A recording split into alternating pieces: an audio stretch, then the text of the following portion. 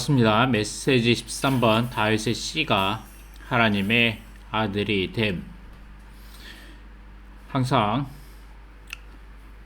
교통해 주시고 지지해 주시는 형제자님들께 대단히 감사드립니다. 이번 시간에는 다윗의 씨 이 부분에 대해서 집중적으로 연구하고 교통하도록 하겠습니다.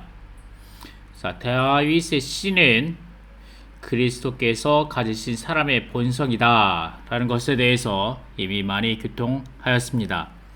그리고 되다, becoming은 신성한 본성과 부활하고 변화되고 높이 올려지고 영광스럽게 되고 인정된 인간 본성, 이 둘 다가 거룩한 영에 따라 부활하시어 능력으로 하나님의 아들로 인정되셨습니다 라는 말씀을 여러 번 드렸었습니다. 그리고 이 그림을 사용하여 메시지 1번의 대략적인 그림을 그릴 수 있도록 함께 하였었습니다. 그리고 이몽 형제님의 교통을 함께 나눴었지요. 로마서 1장과 히브리서 1장 그리고 사도행전 13장에서 우리는 다윗의 씨가 하나님의 아들로 인정됨, 그리고 그분의 부활, 인정, 이런 것에 대해서 함께 교통을 나눴었습니다. 육체로 오셔서 다윗의 씨가 되신 그리스도를 하나님은 부활을 통하여 하나님의 아들로 인정하셨는데, 이것은 신성과 인성이 결합된 그분의 아들을 근거와 본으로 삼아 죄인들을 하나님의 많은 아들들로 만들기 위한 것이었다 라는 부분도 여러분이 이미 충분하게 이해하셨을 거라고 생각합니다. 이몽 형제님은 또한 이렇게 말씀하셨죠. 그러므로 형제자님들은 이 메시지의 시작 부분에 있어서 반드시 마음속에 꼭 잘 간직하셔야 합니다. 다윗의 씨가 하나님의 아들의 되심은 하나님의 모든 자녀들이 이 깊이 안으로 들어가야 하는 가장 중요하고도 중요한 진리입니다. 여러분의 복음, 여러분의 운명, 여러분의 앞날, 그 모든 것이 이 계획 안에 담겨 있습니다 라고 말씀하셨습니다. 하지만 좀 개인적으로 부족하다 느끼는 것은 이 다윗의 씨에 대한 감흥이 좀 부족하지 않나 하는 생각이 들었습니다. 다윗의 씨, 이 다윗의 씨에 대하여 뭔가 깊이 마음속에 와닿지 않는 부분이 있었습니다. 그래서 이번 시간에는 형제 자매들과 함께 다윗의 씨에 대해서 좀 더 깊이 있게 함께 교통하길 원합니다. 두 가지를 가지고 교통할 건데, 첫 번째는 씨가 가지는 의미가 무엇인지, 그리고 두 번째는 왜 다윗의 씨인가, 왜 다윗의, 다른 사람의 씨도 아니고 왜 다윗의 씨라고 지칭하는가에 대해서 함께 교통하겠습니다. 그리고 다음 영상에는 왜 바울은 복음을 전할 때에 특별히 그토록 다윗의 씨를 강조하였는가, 유대인들에게 있어서 역사적, 문화적, 사회적으로 가지는 의미는 무엇인가, 그리고 두 번째는 신약의 믿는 이들에게 다윗의 씨가 가지는 의미는 무엇인가에 대해서 함께 교통을 가지려고 하고 있습니다. 자, 그러면 먼저 다윗의 이 씨가 가지는 의미는 무엇인가를 함께 교통하도록 하겠습니다. 씨는 히브리어로 제라입니다. 제라라고 부르는데 정확한 발음 잘 모르겠습니다.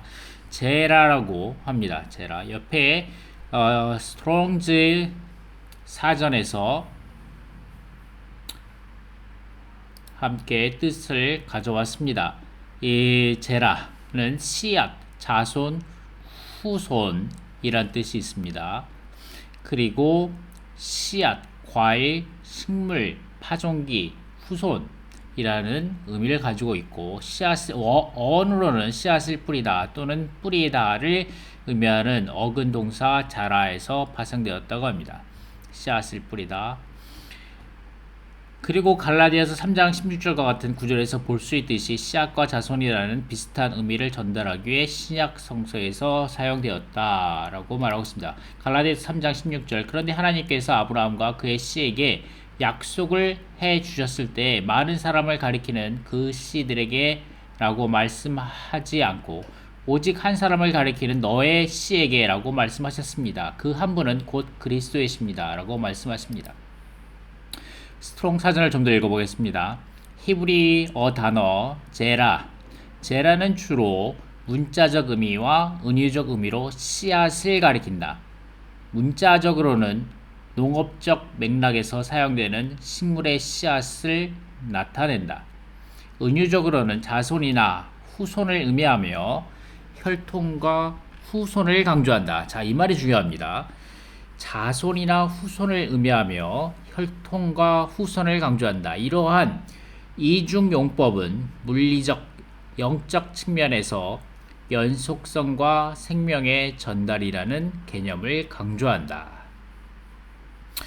문화적 역사적 배경으로는 고대 이스라엘 문화에서 농업은 일상생활의 중심이었으며 제라라는 개념이 기초가 되었습니다. 씨앗은 생계를 위해 필수적일 뿐만 아니라 잠재력과 미래의 성장을 상징하기도 했습니다. 후손이라는 개념은 혈통이 상속, 사회적 지위, 신성한 약속의 성취를 결정하는 가부장적 사회에서 매우 중요했습니다. 예를 들어 아브라함의 언약은 수많은 후손에 대한 약속에 크게 의존합니다. 라고 말하고 있죠. 자, 어찌하였든 자, 제라 이 단어를 딱 들었을 때에 우리는 어떠한 구약에 있어서 중요한 몇몇 성경 구절들을 말할 수 있어야 합니다. 성경에 능통한 구약 성경에 능통한 히브리인, 유대인, 랍비라면 세 가지 중요한 성경 구절이 생각날 것입니다. 특별히 아브라함과 다윗 그들의 조상에게 하신 하나님의 그 약속이 생각날 것입니다. 이 세 구절입니다. 이 세 구절은 아주 중요합니다. 다 제라에 대해서 언급하는 아주 중요한 구절입니다. 창세기 3장 15절, 창세기 12장 7절, 사무엘하 7장 12절 말씀이죠. 창세기 3장 15절 또한 내가 너를 여자와 원수가 되게 하고 너의 씨도 여자의 씨와 여자의 씨. 자, 여기서 여자의 씨를 언급합니다. 여자의 씨 처음에 언급한 것이 여자의 씨죠. 여자의 씨와 원수가 되게 하리니 여자의 씨는 너의 머리를 상하게 하고 너는 그의 발꿈치를 상하게 하리라 라고 말씀하십니다. 창세기 12장 7절 아브라함에게 하신 약속입니다. 내가 이 땅을 너의 씨에게 주겠다. 아브라함은 자기에게 나타나신 여호와를 위하여 그곳에 제단을 쌓았다. 사무엘하 7장 12절 내 날이 차서 내가 조상들과 함께 잠들 때 내가 내 뒤를 이을 내 씨를 일으킬 것인데 그 씨는 내 몸에서 날 것이며 나는 그의 왕국을 견고하게 할 것이다 라고 말씀하십니다. 다 히브리어로 제라를 씁니다. 이 제라를 씁니다.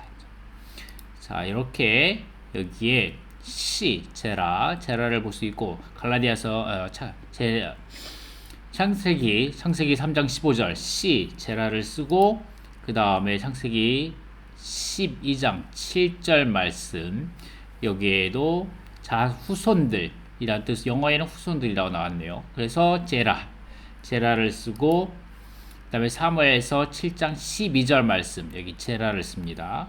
그리고 또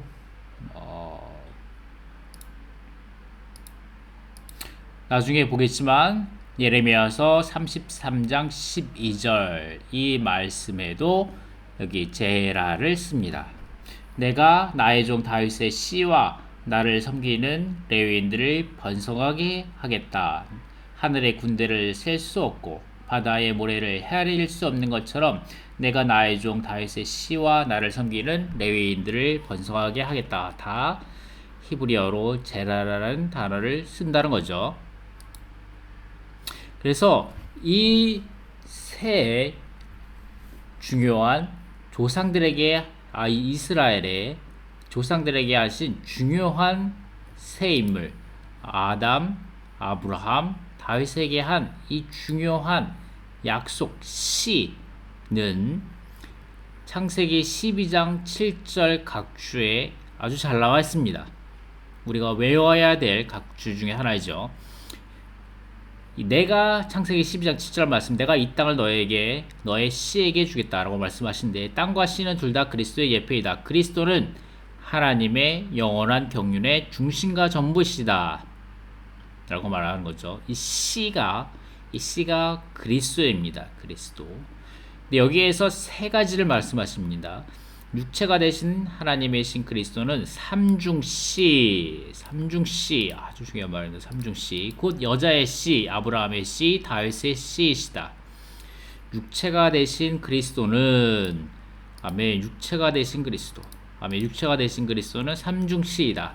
첫 번째 말합니다. 그리스도는 여자의 씨, 곧 마리아의 씨로서 구속을 성취하시며 사탄 곧 뱀을 멸망시키시고 그분 자신 아래에 있는 믿는 이들을 죄와 죽음에서 구원하셨다. 이것이 여자의 씨의 방면이고 그리스도는 아브라함의 씨로서 모든 것을 포함하신 생명 주시는 영이 되심으로써 아브라함의 씨인 그리스도 안에 있는 믿는 이들이 과정을 거치신 삼일 하나님의 완결되신 영을 신성한 유업과 영원한 영적인 복으로 상속받게 하셨다라고 말씀하십니다.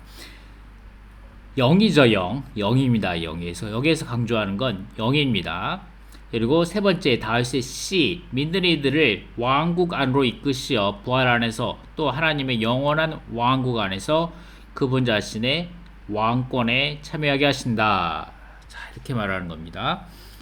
그래서 여자의 씨, 아브라함의 씨, 다윗의 씨, 여자의 씨는 구속, 곧 사탄, 뱀을 멸망시키는 것, 죄와 죽음에서 믿는 이들을 구원하는 것, 그 다음에 아브라함의 씨, 약속의 복, 영적인 복으로 상속받게 될 그 영입니다. 영, 모든 것을 포함하신 생명 주는 영, 아멘. 그 다음에 다윗의 씨, 곧 믿는 이들을 왕국 안으로 이끄시는 겁니다.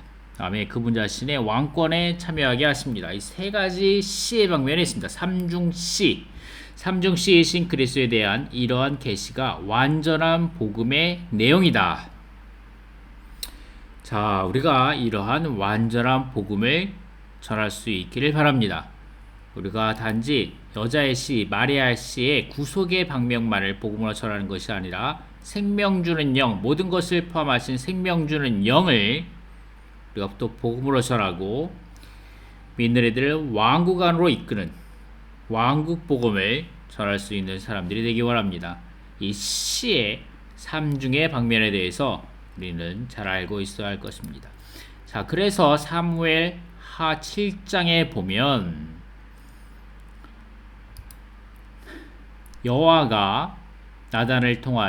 여호와께서 나단을 통하여 다윗에게 말하죠. 여호와가 너에게 집을 건축하여 줄 것이다. 내가 내 뒤를 이을 내 씨를 일으킬 것인데 그 씨는 내 몸에서 날 것이며 라고 말씀하십니다. 그래서 이 뒤에 이 다음 구절들은 이 씨에 대해서 말씀해 주신 건데 나는 그의 왕국을 견고하게 할 것이다. 그가 나의 이름을 위하여 집을 건축할 것이고 나는 그의 왕국의 보좌를 영원토록 견고하게 할 것이다. 나는 그의 아버지가 되고 그는 나의 아들이 될 것이다 라고 말씀하시는데 이 부분은 문자적으로는 솔로몬을 말하지만 이것은 예표적으로 그리스도를 말합니다. 특별하게 이 만일 그가 죄를 범하면 내가 사람들의 막대기와 사람들의 채찍으로 그를 징벌할 것이다. 이 부분은 솔로몬에게만 적용됩니다. 솔로몬이 그의 말년에 여호와를 떠나서 우상들을 숭배하고 많은 음란을 범했기 때문에 여호와께서는 솔로몬을 벌하심으로 그의 왕국이 나누어지게 되었죠. 그리고 또 그의 왕국을 영원토록 견고하게 하실 것이다. 내 왕국이 내 앞에 영원토록 굳건해지며 내 보좌가 영원토록 견고하게 될 것이다. 이 부분은 솔로몬에게 적용되지 않습니다. 솔로몬 때에 바로 그때 바로 자기를 끝으로 이스라엘 왕국은 견고하게 서지 못하고 굳건하게 되지 않고 바로 나뉘어지고 그 후에는 계속하여 다른 이방 나라들에게 침략받고 점령되고 포로로 끌려가는 그러한 징계를 받았기 때문이죠.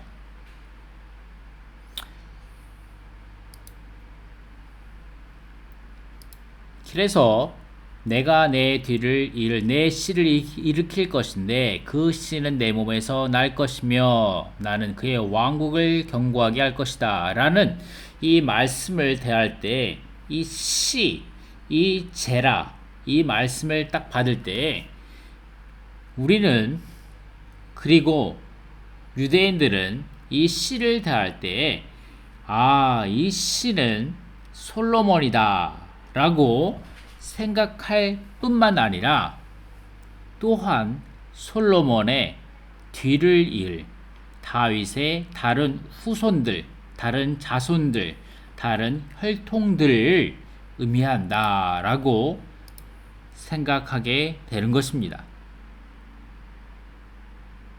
여기서 말하듯이 스트롱 사전에서 말하듯이 이 씨앗은 또한 은유적으로는 자손이나 후손을 의미하며 혈통과 그 다음에 후손들을 강조한다고 말하고 있습니다. 꼭 아들이 아니죠. 만약에 이 부분에 있어서 솔로몬의 아들이다. 내가 내 뒤를 이을 아들 아니면은 내가 내 뒤를 이을 손자 아니면 내가 내 뒤를 이을 솔로몬이라고 이름을 밝힐 수도 있었지만 여호와께서 그렇게 하시지 않으셨죠. 여호와께서는 특별하게 이 부분에 아들이나 손자나 솔로몬이나 그런 이름을 쓰지 않으시고 그런 단어를 쓰지 않으시고 특별하게 씨를 언급하셨습니다. 그래서 이 씨를 생각할 때 우리는 자연스럽게 이 조상들에게 하신 하나님의 그 약속의 씨들을 생각하게 됩니다. 우리도 이 씨라는 말을 들을 때 여자의 씨, 아브라함의 씨, 다윗의 씨, 그리고 이것이 가지는 세 방면의 의미를 여러분이 완전한 복음의 내용으로 숙지하셔야 합니다. 유대 사람들에게 있어서도 다시 말씀드리지만 유대인들에게 있어서도 이 말씀을 사무엘서 하 7장 12절 이 말씀을 대할 때에 내가 내 씨를 일으킬 것이다 라는 것을 들을 때 다만 솔로몬을만을 생각한 것이 아니라 다윗의 자손들, 후손들 가운데에 여호와가 어느 날 여호와의 씨를 일으킴으로 그의 왕국의 보좌를 영원토록 견고케 하실 것이라는 것을 그렇게 생각합니다. 그렇기 때문에 유대인들은 그리스도를 믿지 않기 때문에 예수 그리스도를 믿지 않기 때문에 유대인들은 여전히 이 다윗의 씨가 곧 메시아 그리스도 그분이 나타나기를 기다리고 있습니다. 그래서 그의 이스라엘의 나라를 다시 세워서 이스라엘 나라가 하나님의 제사장 나라로서 물질적인 제사를 드리고 성전을 다시 건축하기를 기다리고 있죠. 그 부분에 대해서는 다음 시간에 더 교통하도록 하겠습니다. 자, 이 정도로 해서 이 첫 번째 질문, 시가 가지는 의미는 무엇인가에 대해서 어느 정도 답변이 부족하지만은 그래도 되지 않았을까라고 생각합니다. 다시 말씀드리지만 믿는 이들에게 있어서는, 신약의 믿는 이들에게 있어서는 이 세 방면의 시를 생각하게 된다. 이 창세기 12장 7절 각주에 있는 삼중시, 이 신 그리스도에 대한 이러한 계시가 완전한 복음의 내용으로 우리에게 전달된다라는 것이고, 그리고 이 말씀을 문자적으로 받아들이는 이 말씀을 문자적으로 받아들이는 유대인들에게 있어서는 이 시가 그들이 생각할 때, 유대인들이 생각할 때 이 시가 단지 솔로몬일 뿐만 아니라 그의 왕국을 경고케 하기 위하여 이미 지나간 솔로몬만이 아니라 또 다른 시, 또 다른 제라, 또 다른 후손, 또 다른 혈통, 다윗의 혈통, 저기 베들레헴에서 나실 또 다른 다윗의 후손을 기다린다. 그렇게 받아들인다는 거죠. 아멘. 이 정도로 하고 여러분이 더 주님 앞에 묵상해 보시기 바랍니다. 자, 두 번째 질문으로 넘어가겠습니다. 다윗의 시, 이 시는 이해하겠다. 시에는 이해하겠는데, 그런데 왜 꼭 다윗의 시여야만 하는가? 왜 꼭 하필 다윗의 시여야 하는가? 이 앞에가 다윗이 아니라 뭐 아브라함의 시, 이삭의 시, 야곱의 시, 요셉의 시면 어떤가? 아니면은 마리아의 아들, 마리아의 시라고 하면 어떤가? 라고 생각해 볼 수도 있다는 거죠. 자, 그런데 다윗의 시라고 성경은 꼭 집어서 우리에게 말씀해 주십니다.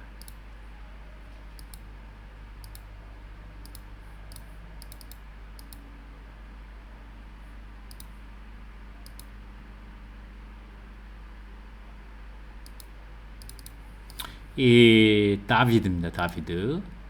나오네요. 한번 들어보겠습니다. 지금 인터넷이 조금 느려가지고 잘 안 나오고 있는데, 아멘. 주 예수님. The Greek word of the day is Dawid. Dawid Ha, an indeclinable proper name. Dawid means David. Lord, son of Dawid, have mercy on us. Dawid means David. 잘 들으셨죠? 다윗. 자, 왜 다윗의 아들인가?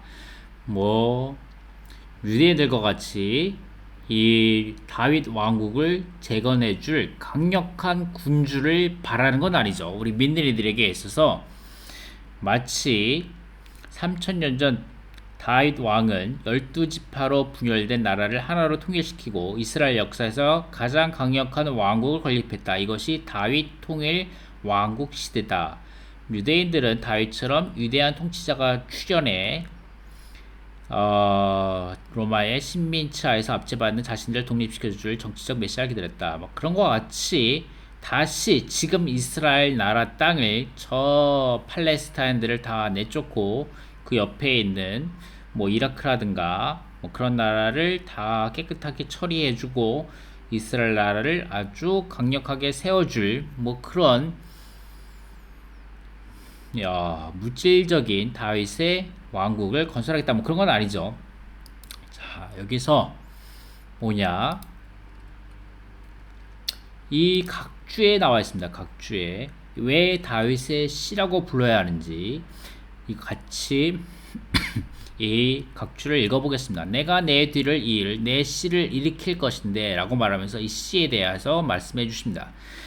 이 절에서 내 씨는 문자적으로는 다윗의 아들 솔로몬을 가리키는데 라고 말씀하십니다. 다윗의 아들 솔로몬을 가리키는데 그는 구약시대에 하나님의 거처인 성전을 건축했다. 그렇죠.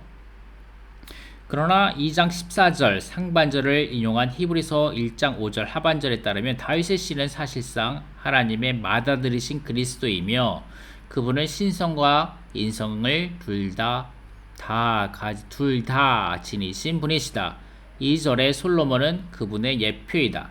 하나님의 아들은 다윗의 집안 곧 다윗의 존재 안으로 조성, 건축되심으로써 다윗의 씨가 되셨다.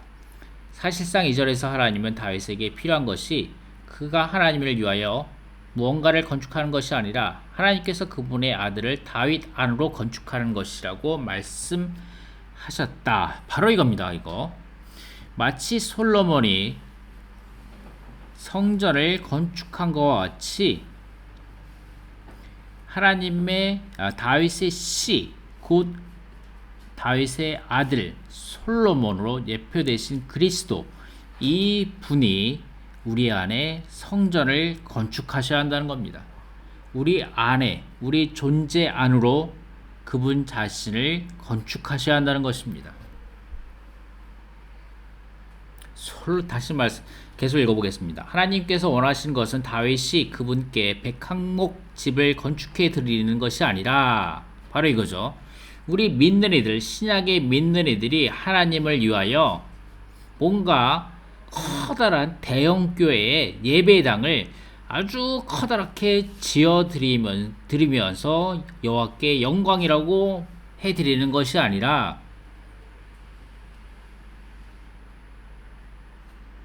하나님을 위하여 뭔가 커다란 역사를 이루는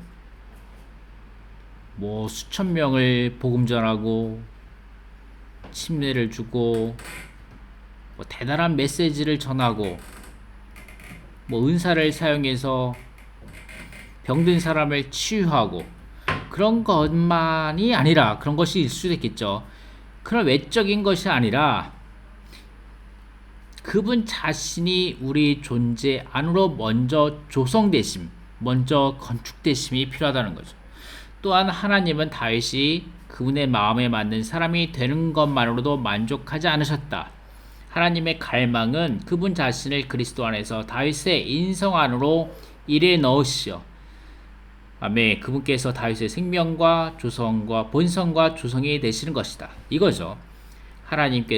하나님의 갈망은 우리 안으로, 저와 형제자매님들 안으로 하나님 그분 자신을 형제자매님들의 인성 안으로 일에 넣으시어 형제자매님들의 생명과 본성과 조성이 되길 원하시는 것입니다. 그럴 때 하나님의 아들이신 그리스도는 다윗에게 그의 집과 처소와 그의 씨를 포함한 모든 것이 되실 것입니다. 그러할 때 하나님의 아들이신 그리스도는 형제님과 자매님들에게 여러분 형제자매들 마음에서 먼저 마음에서 형제자매들의 마음이 그리스도의 거처가 되고 그리스도의 거할 장소, 거할 집이 되실 것입니다.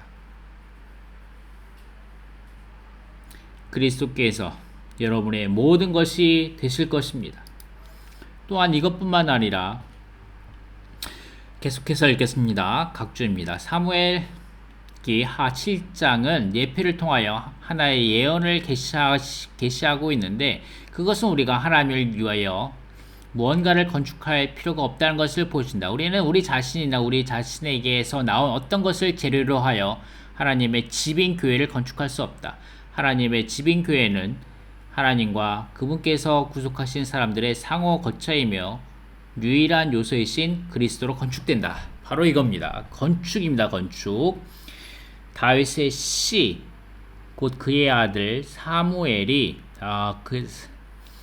솔로몬이 하나 여호와를 위하여 성전을 건축하였듯이 우리는 무엇을 한다? 우리는 교회를 건축하는 겁니다. 교회를 건축해야 합니다. 첫 번째는 여기에서 말한 것과 같이 우리 존재 안으로 그리스도가 우리의 생명과 본성과 조성이 되게 하시도록 우리의 영과 우리의 혼 안에 그분의 집, 그분의 거처를 건축하셔야 되고, 두 번째는 우리는 하나님의 집, 교회를 건축합니다. 하지만 우리 자신으로부터 나온 어떤 것으로는 건축할 수 없습니다. 먼저 하나님이 우리에게 먼저 더해 주셔야 합니다. 따라서 우리의 필요는 하나님께서 그리스도를 우리의 내재적인 조성 안으로 건축하심으로써 우리의 온 존재가 그리스도로 재조성되는 것이다.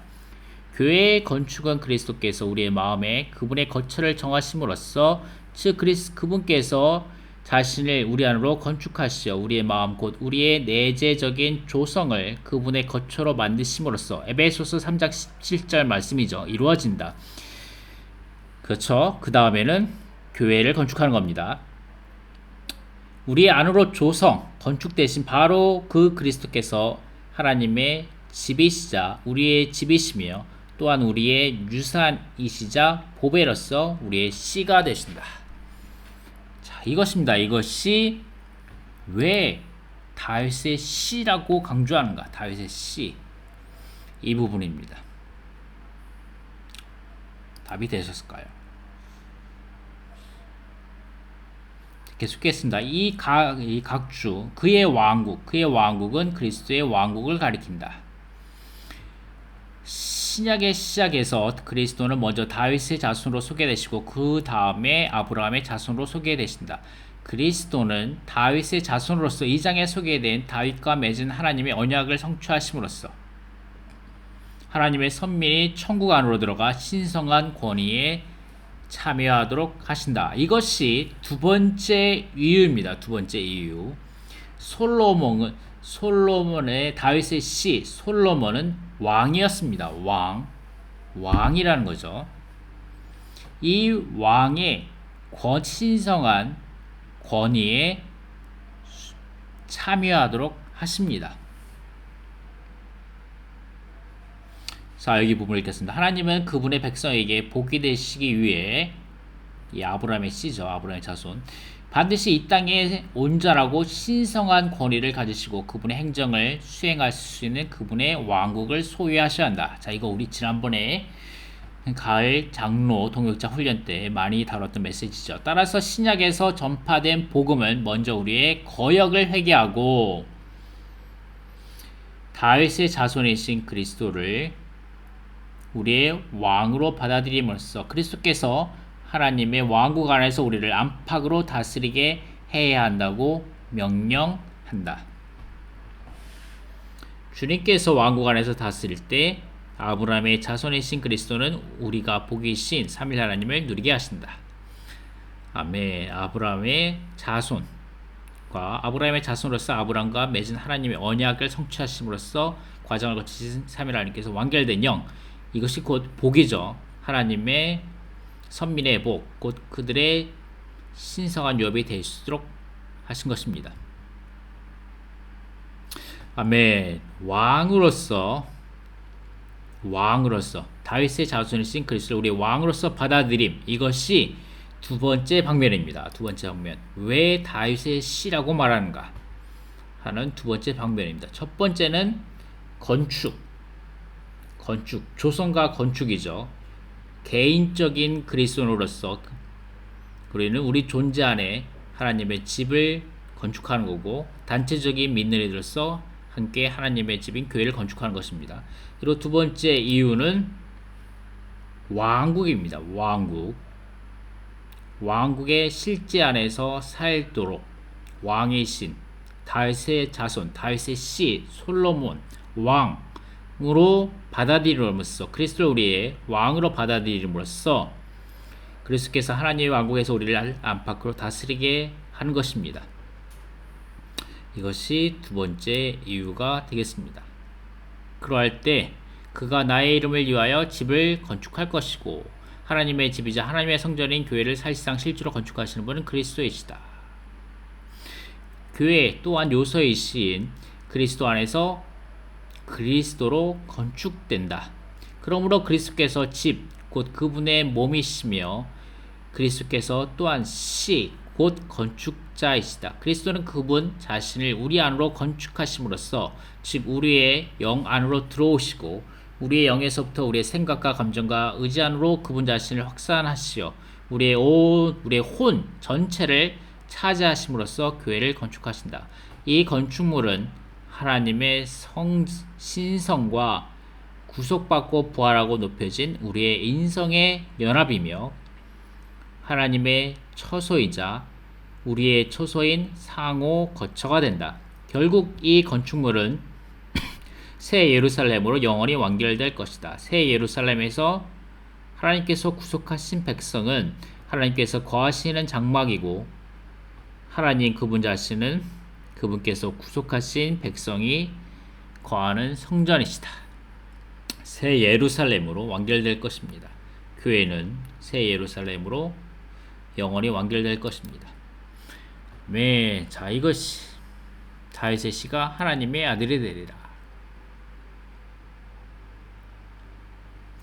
다음에 신성과 인성이라는 두 본성을 지니신 놀라운 인격이신 하나님 사람이실 수 있는지에 대한 관한 것이다. 그분 자신이 하나님 아들 그리스도께서 하나님 사람이시고 다음에 또한 그분이 우리가 또한 하나님 사람입니다. 다음에 이것이 신화의 사상으로 우리를 이끌어줍니다. 나는 그의 아버지가 되고 그는 나의 아들이 될 것이다. 이러한 절들은 사람의 씨, 곧 사람의 아들이 하나님의 아들이 된다는 것을 분명하게 계시한다. 하나님 자신 곧 신성하신 분께서 사람의 씨, 곧 사람인 다윗의 씨가 되셨다. 이 씨는 하나님 사람 곧 여호와의 구원자이자 예수님이시며 그분은 다름 아닌 그분의 신성으로 말미암아 하나님의 아들이시다. 사람의 씨이신 그분은 부활을 통하여 그분의 인성에 있어서도 하나님의 아들이 되셨다. 따라서 그리스도 안에서 하나님께서 사람 안으로 조성되시고 사람이 하나님 안으로 조성되어 하나님과 사람이 한 실체인 하나님 사람으로 함께 연합되셨다. 자, 이것이 신화의 사상이고 하나님의 경륜입니다. 이것은 하나님께서 그분의 경륜 안에서 그분 자신이 사람이 되심으로써 사람을 생명과 본성에서 하나님이 되게 하고자 하셨다는 것을 암시한다. 아멘. 사무엘 하에 이런 놀라운 각주가 있습니다. 자, 계속해서 각주 마지막으로 읽겠습니다. 하나님의 맏아들이신 그리스도는 부활 안에서 부활을 통하여 생명 주시는 영이 되셨다. 그분은 그러한 영으로서 하나님께서 선택하신 백성 안으로 들어오시어 자신을 생명으로 그들의 존재 안에 분배하시고 건축하시어 그들의 내적인 조성이 되신다. 그분은 이러한 방식으로 그들을 하나님 사람들, 하나님의 많은 아들들, 하나님의 맏아들이신 그분 자신의 대량 재생산이 되게 하신다. 따라서 사람의 씨인 그들은 변화라는 신진대사의 과정을 통과하여 신성을 지닌 하나님의 아들들이 된다. 이러한 신진대사의 과정이 그리스도의 몸이자 하나님의 집인 교회의 건축인데 이것은 하나님을 사람 안으로 건축하고 사람을 하나님 안으로 건축함으로써 즉 신성한 요소를 사람의 요소 안으로 조성하고 사람의 요소를 신성한 요소 안으로 조성함으로써 이루어진다. 이 건축은 위대하고 단체적인 하나님 사람 곧 하나님의 모든 아들들의 총합과 총체인 새 예루살렘으로 완결된다라는 각주의 내용입니다. 자, 어느 정도 이해하셨을 거라고 생각합니다. 다윗의 씨, 왜 다윗의 씨인가? 마리아의 아들이라고 같은 인성이잖아요. 마리아의 아들도 인성이긴 하잖아요. 아니면 그냥 요셉의 아들이라고 말할 수도 있고요. 그런데 다윗의 씨라고 말한 건 여기에 솔로몬과 같이 그가 성전을 건축했고 그 다음에 또 왕이었다. 이 두 가지 방면이 있다고 말씀드렸습니다. 이것은 우리를 신화의 사상, 신화, 하나님처럼 된다 같은 신화의 사상, 곧 하나님의 경륜으로 우리를 이끌어줍니다. 아멘. 그리고 첫 번째 질문, 시가 가지는 의미는 무엇인가? 제라입니다. 제라. 예, 우리는 이 세 가지 말씀에 따라서 삼중시이신 그리스도에 대한 계시가 완전한 복음의 내용인 것을 취해야 합니다. 아멘. 여기까지 마치고, 자, 다음 시간에는 이것을 하겠습니다. 이거 아주 재밌습니다. 재밌는 내용을 함께 다루겠습니다. 왜 바울은 복음을 전할 때 특별히 그토록 다윗의 시를 강조했는가? 이 부분은 아주 재밌고, 신약에 믿는 이들에게 가지는 의미는 무엇인가는 아주 중요합니다. 감사합니다. 다음 시간에 함께 하겠습니다.